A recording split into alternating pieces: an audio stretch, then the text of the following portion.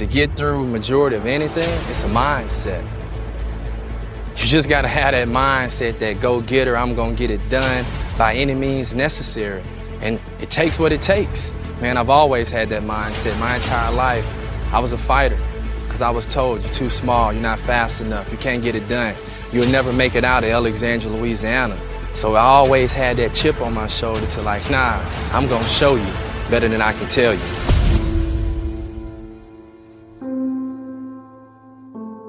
Playing the Winnipeg Blue Bombers. I was supposed to be outside the hash, went up for a fade ball, was too far inside, bang!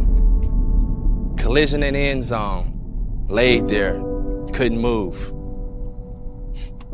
So many thoughts going through my mind at the time. My ankle was tender, my head was hurting. I didn't know where I was at for a split second.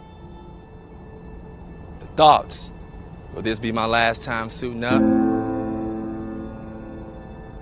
But something deep down inside was like, get up, move! And you hear the fans out there cheering, and it's just lifting me, man. When dealing with injuries, there's plenty of days you feel as if you can't get up, you don't want to get up, you're in just a funk.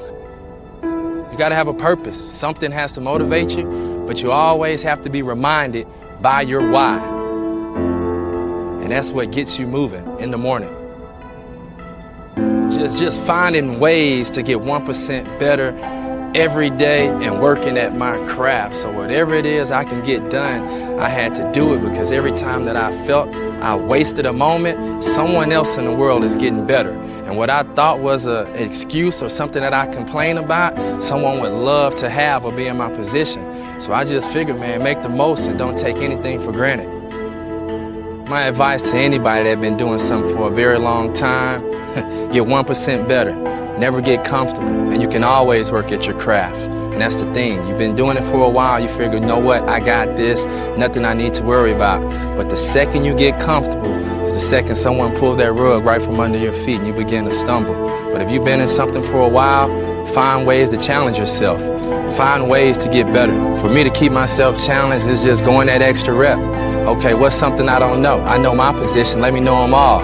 So it's really just getting outside my comfort zone and just being willing to add different nuggets, different jewels to my game that I can find out that actually make me a better player in person.